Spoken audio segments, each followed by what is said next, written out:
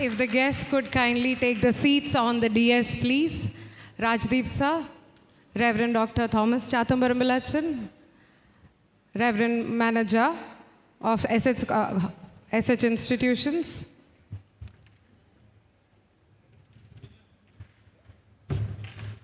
Good afternoon, everyone.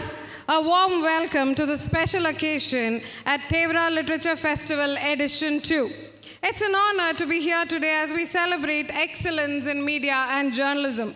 Sacred Heart College has always been at the forefront of intellectual and cultural discourse, and today we continue this tradition by recognizing an outstanding individual whose contributions to journalism have shaped public thought in India.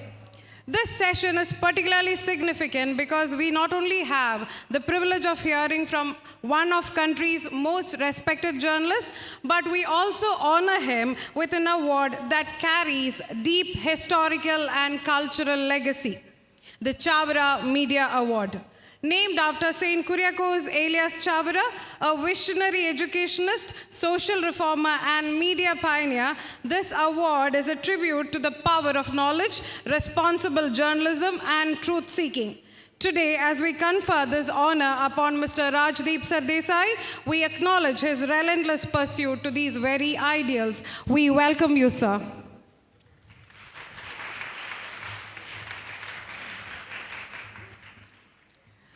To our management on the stage, Reverend Dr. Thomas Chathambarambilachan, we welcome you, Acha.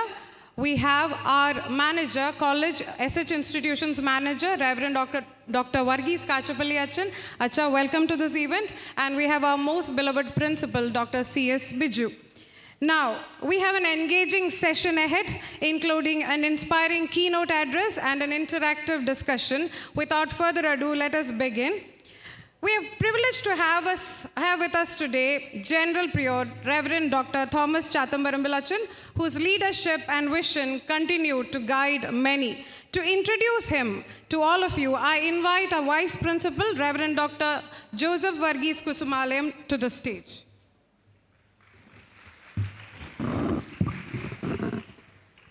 Good afternoon, everyone. Sacred Heart College is proud to welcome back Dr. Thomas C. Matthew, a distinguished alumnus who has left an indelible mark on the field of higher education. Father Thomas completed his BSc and MSc in chemistry at Sacred Heart College, where the seeds of his academic and leadership journey were first sown. His visionary leadership played a pivotal role in the transformation of Christ College into Christ University, earning the institution the prestigious status of deemed to be university in 2008. With this historic milestone, Father Thomas became the first Vice Chancellor of Christ University, setting the course for its remarkable growth and expansion. During his tenure, he spearheaded the introduction of numerous academic programs, expanded research initiatives, and strengthened international collaborations. His leadership saw the establishment of multiple campuses and state-of-the-art learning facilities, making Christ University one of the most sought-after institutions in the country. Recognizing his contributions to youth leadership and national services, the Ministry of Defense honored him with the title of Colonel for his pivotal role in fostering the National Cadet Corps at Christ University. A prolific writer, Father Thomas has authored 11 books and several research papers in the field of education, philosophy, and spirituality, leaving a lasting academic legacy. His influence extends beyond the classroom, inspiring generations of students and educators to strive for excellence and service. Today, he stands at the helm of the CMI congregation as its Vicar General, the highest office in the congregation founded by Saint Kuriakose alias Chavara. In this sacred mission, he continues to walk in the footsteps of Saint Chavara, upholding the CMI legacy of education, service, and spiritual renewal. As he returns to his alma mater, Sacred Heart College celebrates his outstanding contributions to education, leadership, and religious life. His journey from the classrooms of Sacred Heart to the highest echelons of academia and the church is a testament to the values instilled in him here. A true Heartian who continues to lead and inspire. Hearty welcome, Father.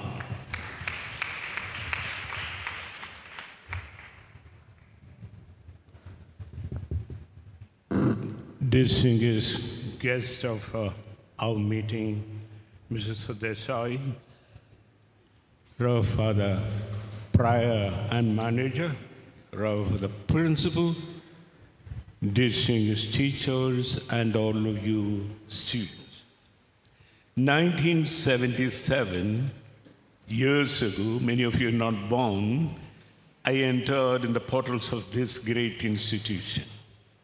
In the Department of Chemistry, I was a shy boy of 21 or 20, but I left after my graduation. I was a different person. I was reflecting who made the changes in me. When you leave, your age goes up. There is no option. But when you live with whom? When you live with the same auditorium, what type of infrastructure makes a person different? Still, I remember my head of the department, especially Professor Gopal Krishnan and Professor Karta. I am precisely telling the name of these people very thoroughly. These people were not Christians or Catholics, but they had the intimate spirit of living in Sacred Heart College. And that transformed me. When I am in the laboratory of the chemistry, being a brother of the congregation, teachers expected I should be a model, but I could not. But usually head of the department come and ask, what is your issues? I said, I am little senior. It is difficult for me to learn chemistry. He said, don't worry. Encouragement. So teachers of Sacred Heart College, the legacy is encouragement. Students, those days chemistry was very, very coveted course. It made a transformational change. So Sacred Heart College, we started in 1944 with these kind of programs in bringing great people like Sardesai, making your intellectual and emotional growth different. I am always a worshipper of a person like Sardesai. It is not because of his height physically. It is because of his height in thinking. It is because of his transforming effectiveness, whatever the channels he was even today. In India, the political approaches and other approaches have changed because of various reasons, not in India, it's even in the world. But in the changing scenario, how do you keep that spirit of that freedom, the spirit of that holding the values? You young people, when you pass out from Sacred Heart College, taking the spirit from the luminaries as teachers, you have to hold. And I remember none of the teachers in my chemistry department, they were 20 those days. Now none of them are there. Almost many are dead, many are retired. This cycle of life has to happen. But how the cycle of life happens is our decision. Sacred Heart College, in bringing the great leaders like Sardesai, inspiring you and telling you, hold the values in a country like India. When we are remembering the founder of the congregation, whose name this award is given, when he lived, 1805 to 1871, 66 years. What was the education background of this small state like Kerala? There was no state. He lived in two states, if we can call states, state of Travancore and state of Kochi. And two states, the formation of Kerala came much, much, much later. But he had that global nature. Officially, he didn't learn anything, but he learned much more than many of us. And he had a wider spirit. Only education can transform people. And the school system was not clear, emerging. And he had the audacity, strength to make us the Hindu leader, as the teacher of that his junior school. You got me correctly. So today, when a state like Kerala or a country like India segregate people based on caste and culture, based on many parameters, there were great people like Saint Kuryakos alias Chavara in 1840s.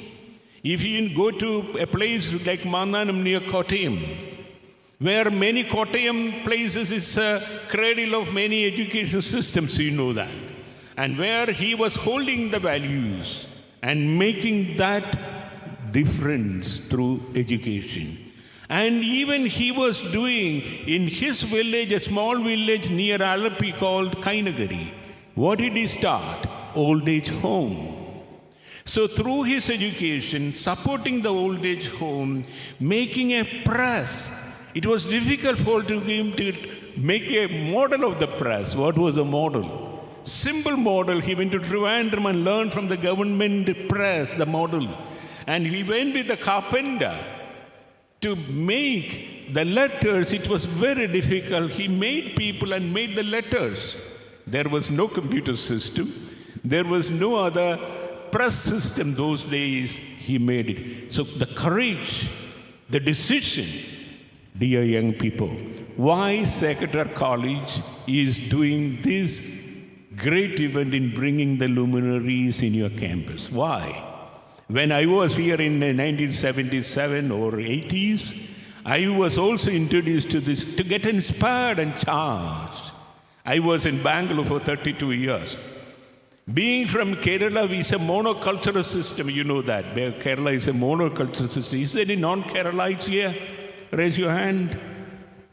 You don't have the courage to one is there. But I was unlucky to be, after my education in Secretary College, to go to a place for 32 years in Bangalore. When I was speaking on certain things, they understand differently. You say, they ask me, you are a Malayalam teacher? You are from Kerala? What is the way you are talking? We are all in Bangalore. And they were asking me, Father, would you give me a 10, not rupees, 10 money as a price for gas? They asked $10.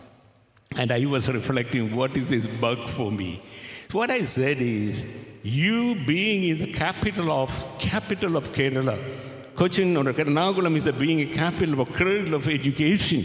This institution started in 1944. How many institutions were in 1944? One was in Trichy, St. Thomas. Second was in Changanasheri, 1910 SB College. And third was here. And you people have to be proud of having this kind of great environment in making you people. Luminaries like the speaker of the day can shine you the spirit of Saint Kuryakos alias. Limitations make you people unlimited. Difficulties of our countries make you great luminaries. Wishing you all the best. Thank you very much. Have a great day for all of you.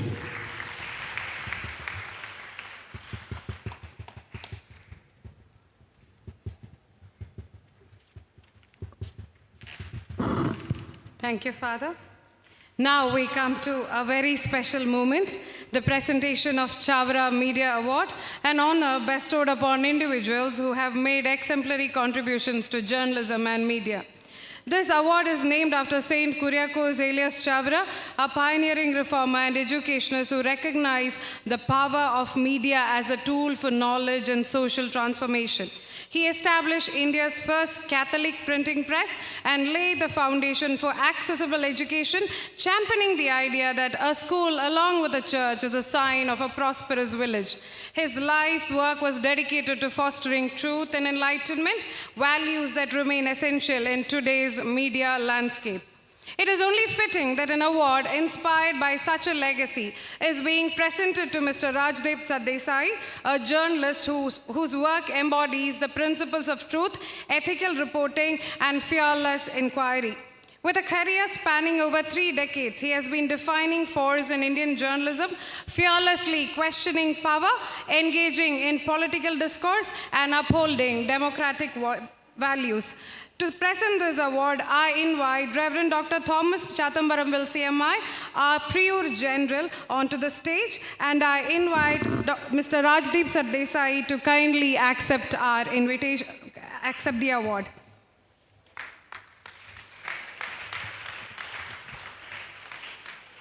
Bigger rounds of applause. This is the second edition of TLF, and we are here with Chavara Media Award.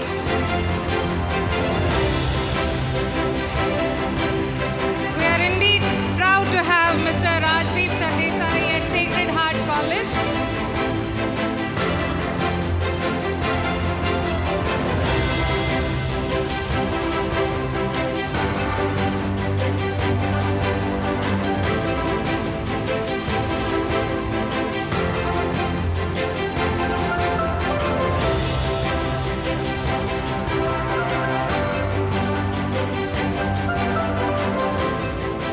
Thank you, sir.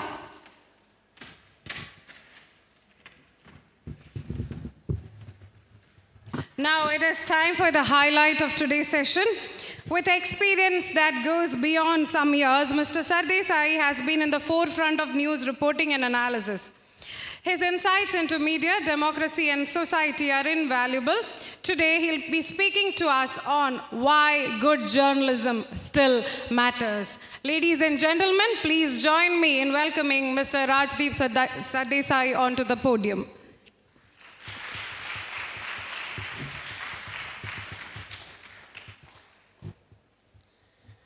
Thank you, ma'am. Thank you very much for those kind words. And namaskaram. Thank you very much for inviting me here to your lovely state of Kerala and the beautiful city of Kochi. Thank you very much from the bottom of my heart for inviting me here to your college, which is a historic college, established, as I was reminded today, even before independence in 1944.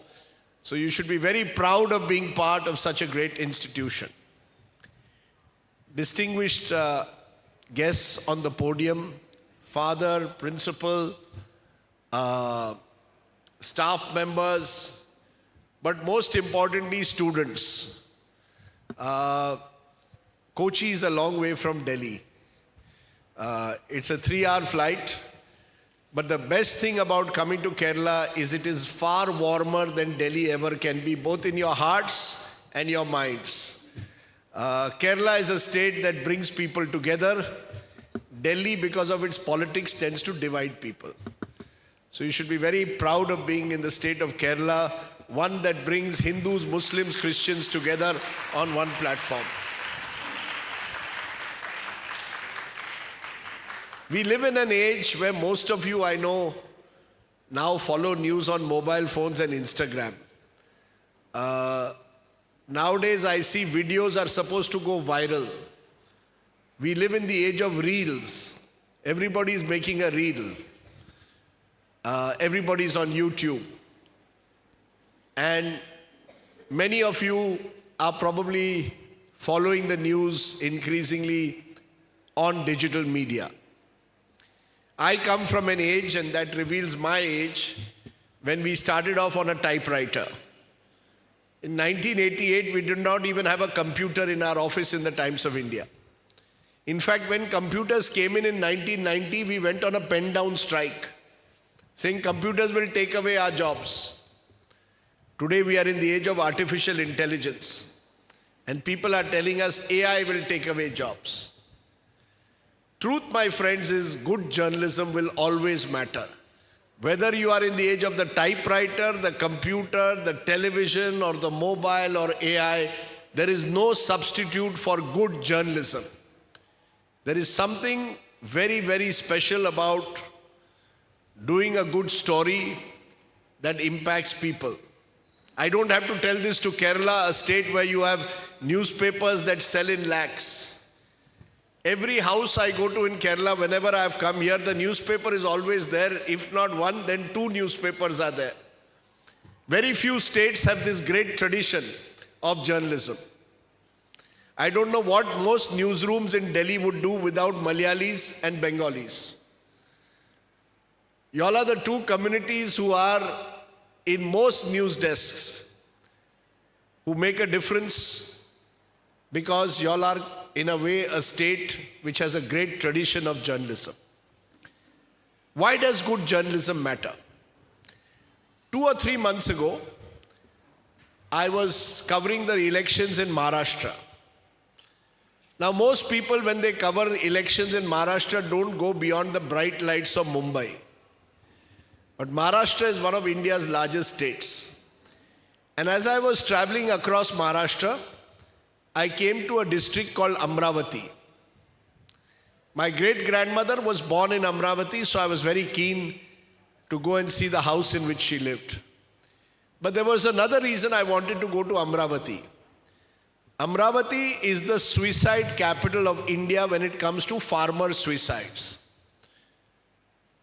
Thousands of farmers have committed suicide in Amravati over the last 25 years. Many of them were cotton farmers. Now they are soybean farmers. So I wanted to understand, why is it that so many farmers commit suicide in Amravati? And while I was traveling in the villages of Amravati, I came across a lady whose husband had committed suicide 6 months ago. And he had committed suicide because he could not pay a 1 lakh rupee bank loan. 1 lakh rupee bank loan, he had committed suicide. She was a very brave woman. She did not cry. But she told me her story. I recorded her story. And I put it on air. Within 1 day of the story airing, and we aired it in Marathi as well, 20 lakhs came into her account. Think about it.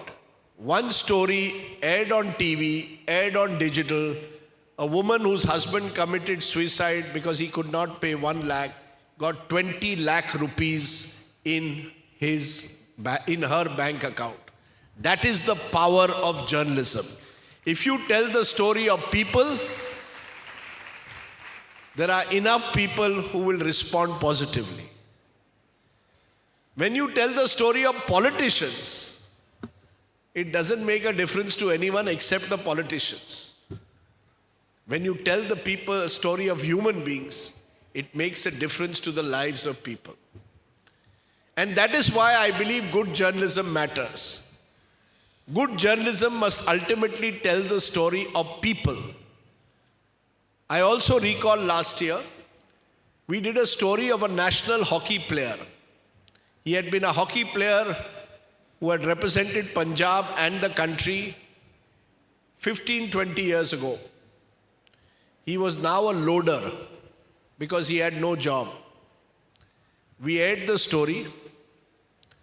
Arvind Kejriwal, who was then the Chief Minister of Delhi, saw the story, contacted Bhagwant Mann from his own party, who is the Chief Minister of Punjab, and within 1 week, that hockey player had been given a job by the Punjab government. That is the power of good journalism.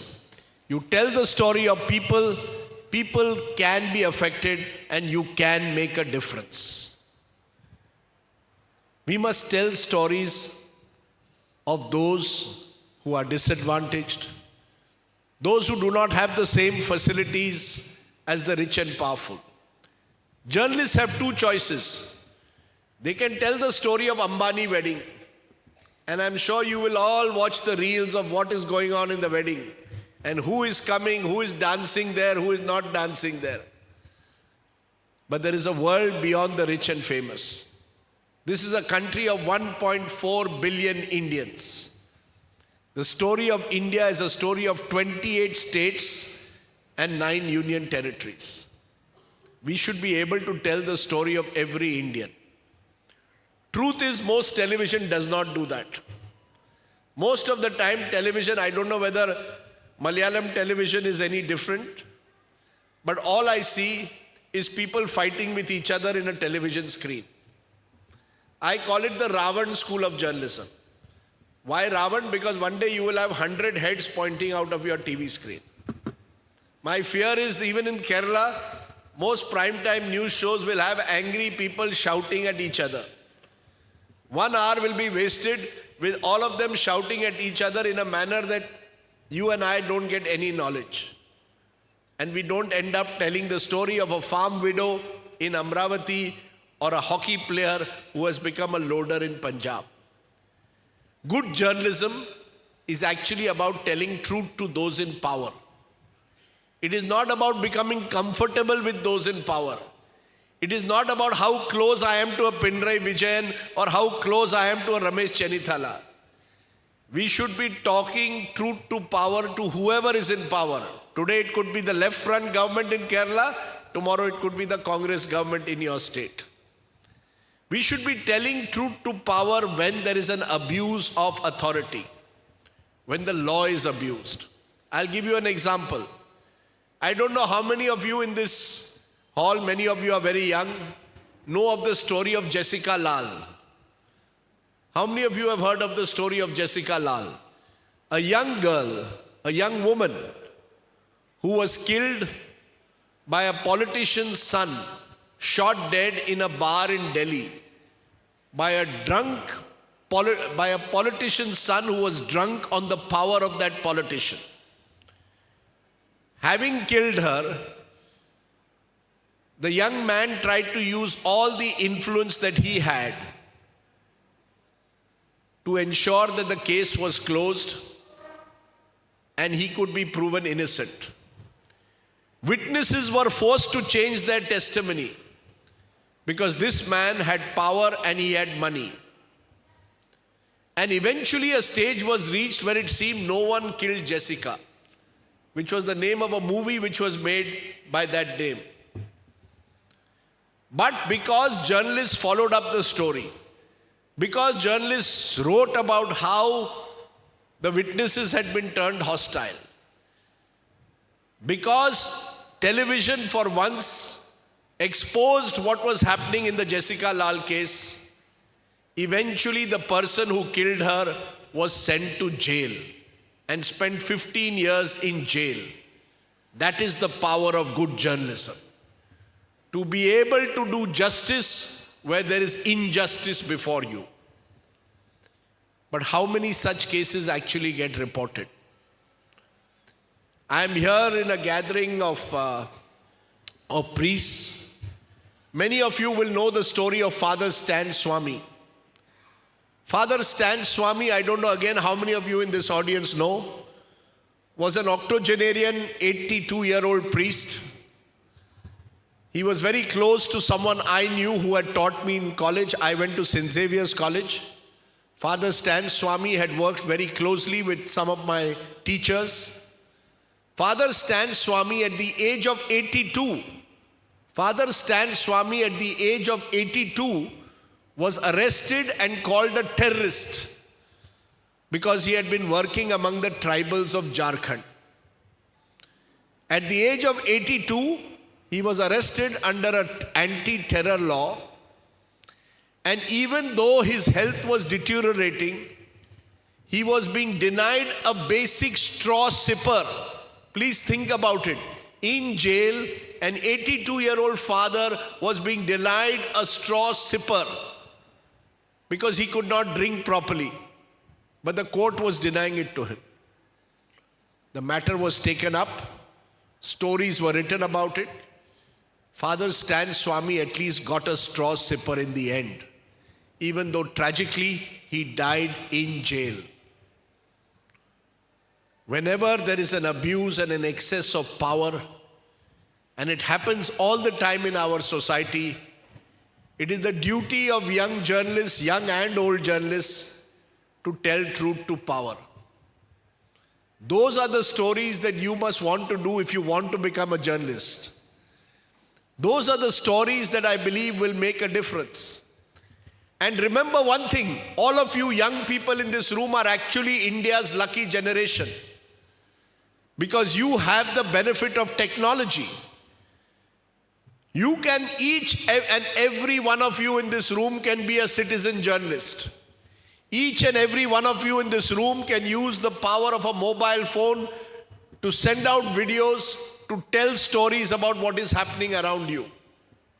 You don't even need a platform anymore. You can start your own blog sites. You can start your own websites. And in your own small way, you can make a difference to building a better India. You see, most people in journalism only report the negative. There are lots of good news also going on in society. Lots of people who are making a difference by making India a better place. And I've always believed that journalism must also report what I call good news stories. Stories of hope, of Indians who are making a difference to helping others build a better life. There is this woman in Maharashtra, for example, who started off with a small orphanage in which she had about 8 or 10 children whom she would help. Over the years, she was able to increase the size of the orphanage to more than 1,000 children. We told her story, and many people came forward to support her. Those are the kind of stories that I believe make a difference to building a better India. There is so much of compassion in the world around us.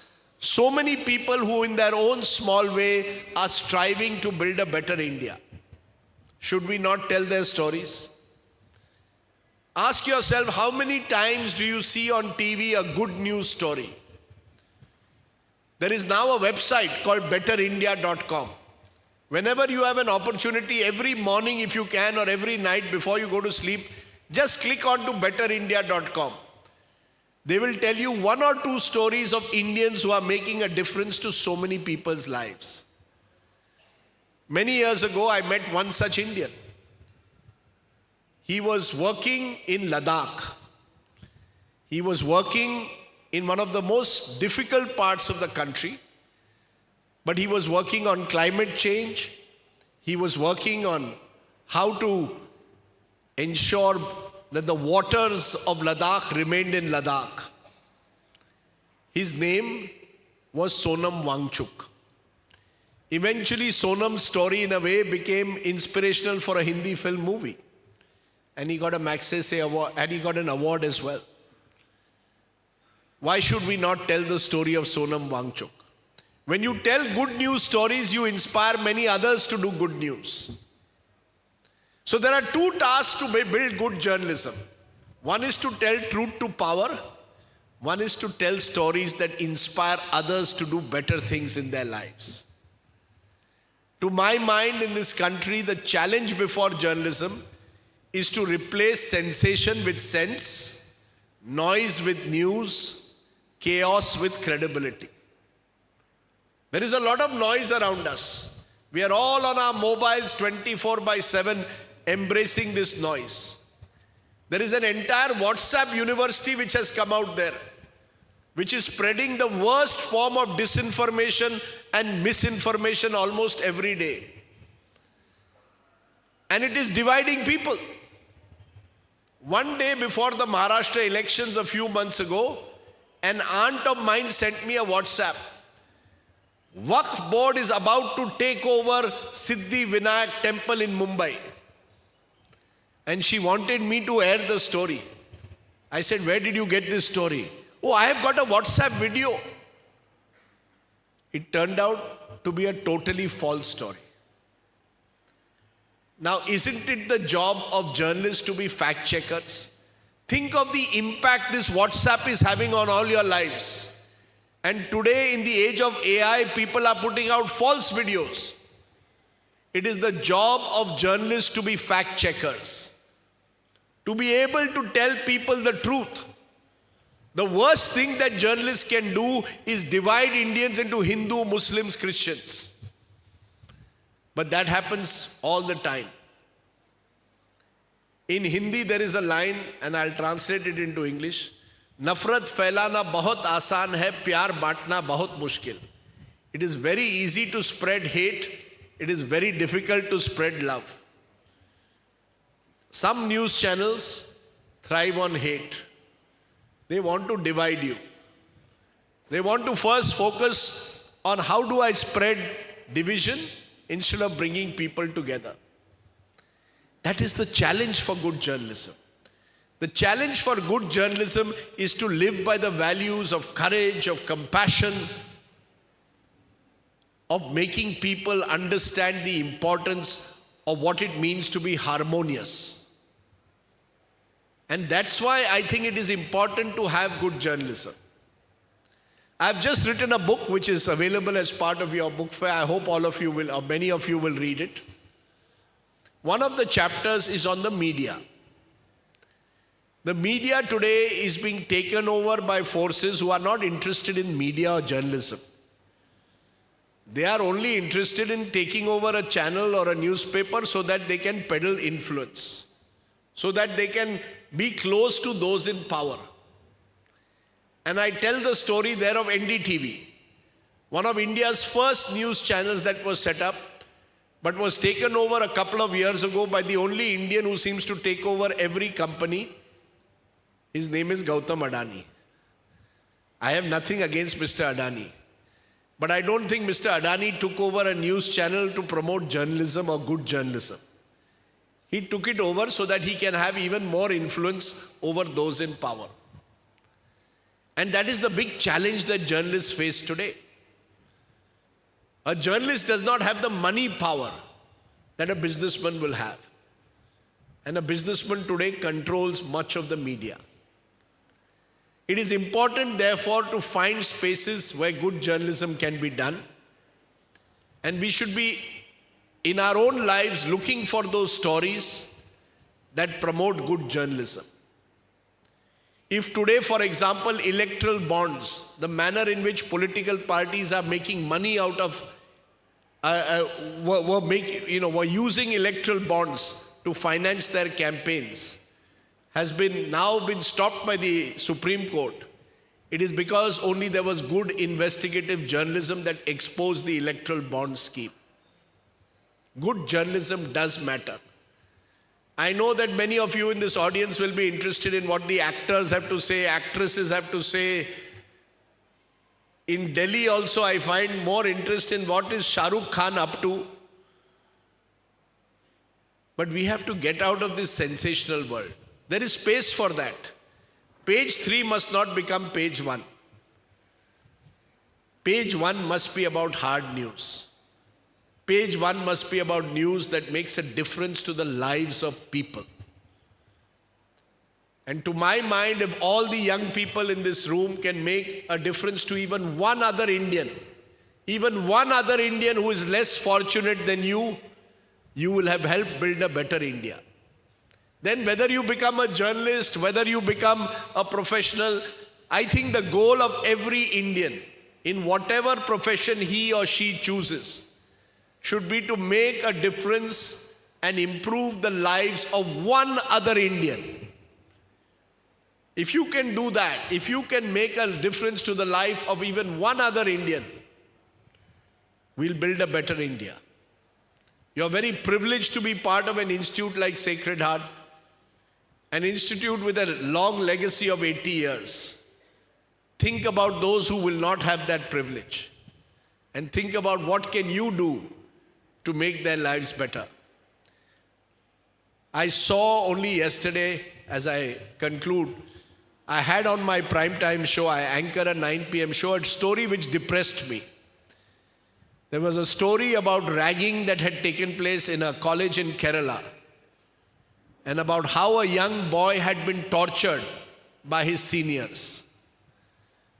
Now, most news channels in Delhi had not even carried the story, because Kerala is far away from Delhi. If the same story had happened in Delhi, there would have been a big major hue and cry. But because it was happening in Kerala, it seemed to have slipped off the national map. Just as what is happening in Manipur doesn't seem to register by the time you reach Delhi, because Manipur is far away from Delhi. But to my mind, the story of this boy who was badly ragged in a most violent, brutal, inhuman manner is a story that journalists must tell, must ensure that all those responsible are punished and there is accountability. I hope that the Kerala journalists will take this up on a war footing, and I also hope that the national media will cover this story with the same intensity that we would cover it if a young boy or girl was ragged in Delhi. Because I am convinced that if journalists pursue this story, it will ensure that no other child in Kerala ever goes through that kind of ragging ever again. That should be the power of good journalism. We must ensure that no school or college in Kerala is allowed to get away. The people involved are allowed to get away with the kind of ragging. It's a shame, really, to be honest, on a state which has always been proud of its legacy of being India's most literate state. And to my mind, unless you tell the story with vigor, with strength, that's the only way that you can hold those in power accountable. So long as that power remains in journalism, I believe that we still can see a better future.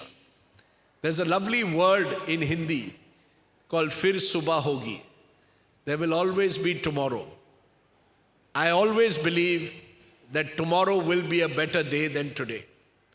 And so if we can tell the stories that matter to each and every Indian, each and every Keralite, each and every Indian, I believe we can together build a better India. Once again, I want to thank each and every one of you for inviting me here today, for bestowing me this award in the name of someone who devoted his entire life to education and philanthropic causes. I deem it a great honor to be in your wonderful city and your wonderful school. Thank you very much.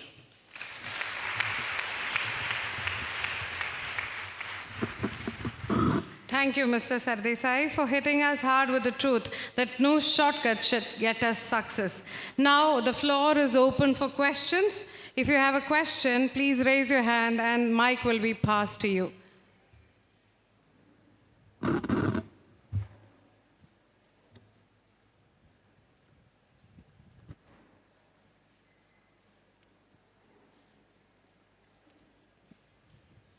Hi. Would you say it's ethical for media to conduct a sting operation? And where do you draw the boundary? Where do you draw the line? Is it... Satvik, you could come to the front and ask. Hi. Would you say it's ethical for media to conduct a sting operation? And where would you say you would draw the line? Where would you say you draw the boundary in conducting a sting operation?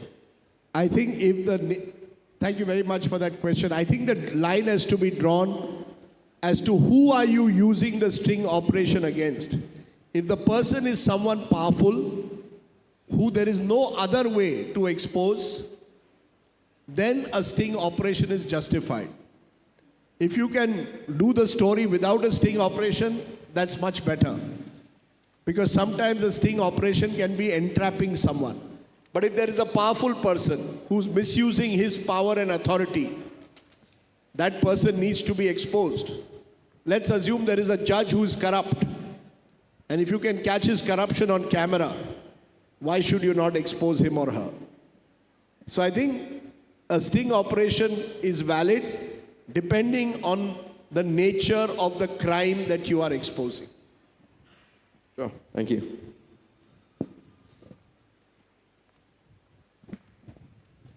Good afternoon, sir. Sir, do you think investigative journalism is thriving or is it declining in India? And what do you think are the risks involved? Do you think it is safe, especially in the times where, it's very easy to get blackmail. Recently there was a journalist who got killed for bringing out a scam regarding, public development of roads and everything in North India. So do you think at this stage is it safe? And do you think it should keep growing or? Look, you're absolutely right. Investigative journalism now in India is being criminalized. There are journalists who have done excellent work on exposing some of India's, who are attempting to expose big scams. They have so many cases being put on them. You mentioned the case of this boy who was killed last month. His body was found at the bottom of a well in Chhattisgarh because he was exposing the nexus of the road contractors and their corruption. Investigative journalism can be dangerous. It is being criminalized, unfortunately, but it is very important to do investigative journalism. In one state in North India, a young journalist exposed the midday meal scheme, how the kind of food that was being given to young students in the name of the midday meal scheme. He has an FIR filed against him. Imagine the person who's exposing it is having to face the courts. No one in power wants to face the truth, whether in Kerala or whether in Uttar Pradesh. That is the problem. Thank you, sir. Good afternoon, sir. Yes. Okay. Since many news outlets depend on political funding or corporate, what measures can be taken to ensure unbiased journalism? What measures can be implemented? Ma'am, you are asking a very difficult question to which I don't have an answer at the moment. Okay. The problem is it is not easy to create a media outlet today without having some financial support. The big business houses therefore can control the media because they have the financial resources. But we are in the age of technology. The good news is today you can sit, 5 of you in this room can sit together and set up a website. Now you may not make a lot of money out of it, but if you do it well, there will be people watching you. So the hope is that citizen journalism, where people come together to form smaller outlets, may offer a challenge to those who have these big business, to the big business houses who have commercial interests. Thank you, sir. Good afternoon, sir. My question is that misinformation and fake news are major concerns today. So what role should media houses play to tackle them? Every media house must have a fact checker. Every media house must have an in-house fact checker. And if they don't, people like you should become fact checkers. It's a good business model also. We need more fact checkers, people who will check facts. Because if you spread so much of misinformation, disinformation, think of the impact it's having on young minds. So I think it's a very valuable thing if every media organization across this country has a fact-checking unit. Hi, sir. Hi, sir. Yeah. Yes. Yeah. So my question is, You need a haircut. Oh. My question is, have you seen any difference in how journalism is done here in Kerala and how is it done in other states? Something that has captured your eye, any uniqueness that you have noticed? You know, I just see that Kerala is a state which is passionate about news. I don't think there are too many states as passionate about news as Kerala. I have written in my book also the story of Siddiq Kappan from your state of Kerala, who was arrested and again branded a terrorist only because he was going to cover a news story in Hathras. I find in Kerala a lot of passion for news, which is great. And because you have had a tradition of newspapers with such large circulation, I think it passes from generation to generation. I don't see the same passion for news, frankly, in North India, and newspapers in particular, that I see in Kerala. Kerala is the last remaining bastion for newspapers. You know, that is Kerala's strength. most other parts of the country today, newspapers are struggling to survive. In Kerala, I see newspapers still having space, which is fantastic. I started off as a newspaper man. My heart is still in a newspaper. So I'm very happy that Kerala carries on the tradition of having large circulating newspapers.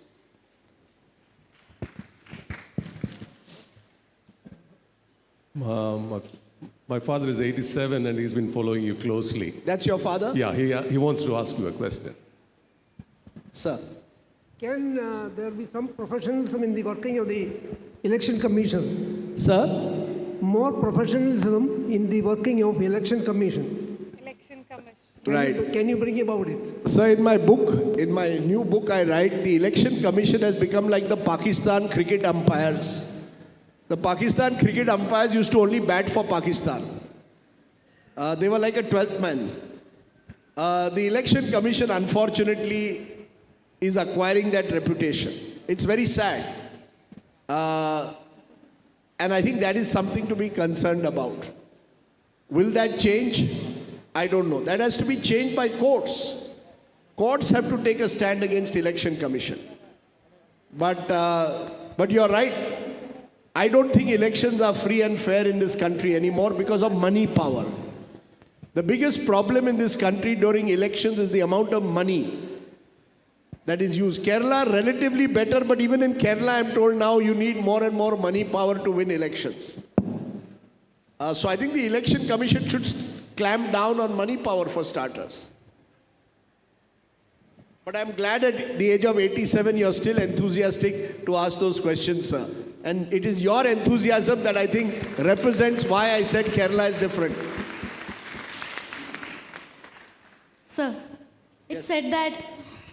Yes, ma'am. Hi. What's your name? My name is Gayatri. Okay, sir. It's said that media should work as an opposition to the state or the government. As far as I see, I observe, it's as such in Kerala. When it comes to the national level, media are a little hesitant to do that.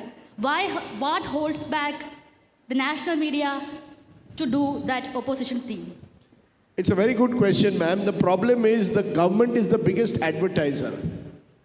Maximum advertisements for most news channels and newspapers come from government. How will you question and criticize those who are funding you? That is a big problem. You know who was the second biggest advertiser till last year? Baba Ramdev. That's why nobody questioned Patanjali and what Baba Ramdev was doing. So I think part of the problem is the business model, ma'am. Because government controls the business of news to such an extent, that's why it's very difficult to challenge the government.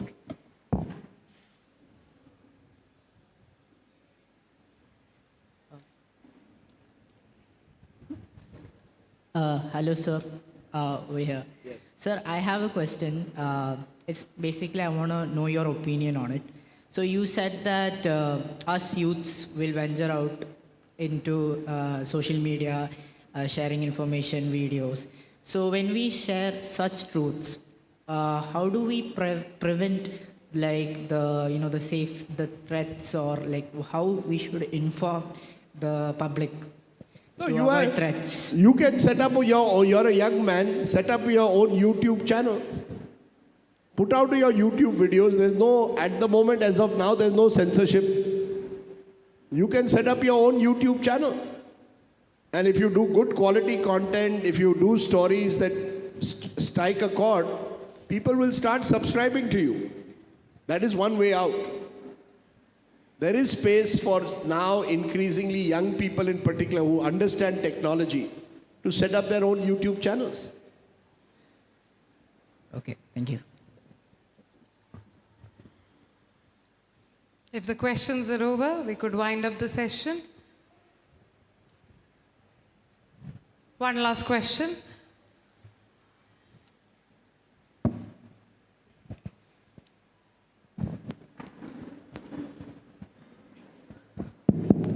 Hi, sir. My question is, there is a poem in Tamil Nadu that Tennaadudige Sivane Potri, Ennaatavarukku Mirevaya Potri, which means in South India, we call God as Lord Shiva. that is first line, meaning. Second line is Ennatavarukkum Iraiva Potri, which means in every part of the world, he is the God, but you can call him in different names. Changing in names, he's a same person. So it's really shocked about me because in our ancestors just say that this is one person in different names. Why in India, caste and classes are used as a tool in political leaders to get votes? Why? You see, when you fail to provide roti, kapda or makan, there is always religion. Excuse me? When you fail to provide roti, kapda, makan, shiksha, education, when you fail to provide the things that really matter to people, then you play on their emotions. And when you play on emotions, you use religion as a weapon. Religion is used as a weapon to divide. Religion can unite people, it can divide people. Politicians divide people on the name of religion. You see, that's why I am a great fan of cricket. Because on the cricket field, when Mohammad Shami is bowling or Sanju Samson is batting, you're not going to say one is a Muslim and one is a Christian. They are proud Indians playing for India. But the moment you'll enter politics, you'll say this is a Muslim vote bank, this is a Christian vote bank. Politicians play vote bank politics. People bring in other areas of life, you bring people together. Politicians divide. They want votes. Politicians do everything for votes. They will appeal on grounds of religion because they think through religious identity they can get votes. Let's be honest. In 21st century, India should not be worried whether there was a temple or a mosque or a church in a place. In the 21st century, you should be building many schools and colleges like Sacred Heart. That is how a new India will be built. A new India will be built when you have many more schools and colleges that provide quality education to young Indians. That should be the debate. Politicians don't want to debate on education, so they use religion to divide us. Hello, sir. We are really inspired by your words, but how difficult it is for you to keep the spirit of journalism, especially in a period where your friends or colleagues are either changing channels or quitting journalism or slightly mellowing down their spirit. Now, I'm also mellowing down and I'm also planning to quit soon, I think. But the truth of the matter is, life is a journey. You carry on because you don't know anything else. But I think, look, you have one life to lead. You might as well live it on certain principles that you hold fast. People around you change. That's there. I cannot stop them. But you know, I am very fond of Hindi film music. So there is a Hindi song which I will translate again. Zindagi ek safar hai suhana, yahan kal kya ho kisne jana. Life is a beautiful journey. Who knows what tomorrow happens? Live for today. Be honest to what you do. We'll see about what tomorrow brings. That's the philosophy of life. That's the way to live life. I think with the last question, we're winding up. Sir, what do you think is the biggest ethical challenge journalists face today? That's a very good question. I think the biggest ethical challenge is simply to stay honest and report the news as you see it. Free of all political pressure. It's not easy. It's not easy. Not easy, no. But I think, ma'am, if you are happy to just rest with your own conscience, when you go to sleep every night, the only person you are answerable to is your conscience. You are not answerable to anyone else. If that is the philosophy that you have in your life, I think your ethical challenges will get sorted out. You should have a strong sense of right and wrong and be able to say, no, I will not do that, that's unethical. So as long as you have that, ma'am, and you seem to have that in your spirit, in that question, I'm sure you'll be a good journalist. Thank you, sir. Thank you. I think what a wonderful rounded session. I think we are winding up the question, and as we move on, we would like to extend our love to all the dignitaries here. It is a memento presentation. I invite our principal to give away a small token of appreciation, the Thevara Literature Festival Kala Puraskaram, to our General Prior, Reverend Dr. Thomas Chathambarambal, CMI.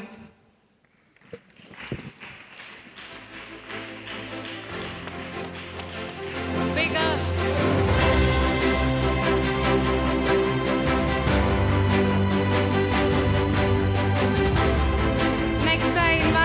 Babu Joseph, Director of SH School of Communication, to give away our memento to Manager of SH Institution, Reverend Dr. Varghese Kachapalli, CMR.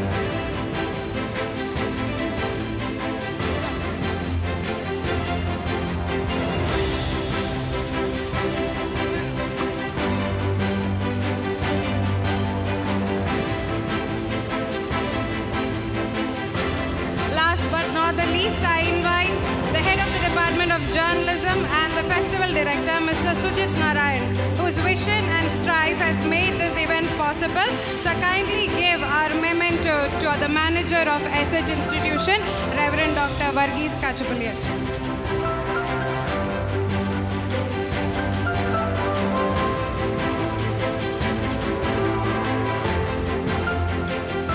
As we come to the close of this remarkable session, it is my privilege to extend a heartfelt vote of thanks.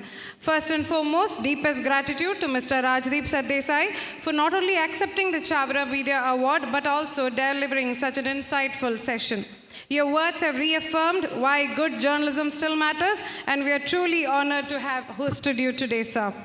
Our sincerest thanks to Priyu General Reverend Dr. Thomas Chatambarambal CMI for gracing us at this event. Thank you, Father. A special thanks to our principal and to our manager for their unwavering support and inspiring leadership, and to our vice principal, Father Kusumalayam, for introducing the esteemed guest today.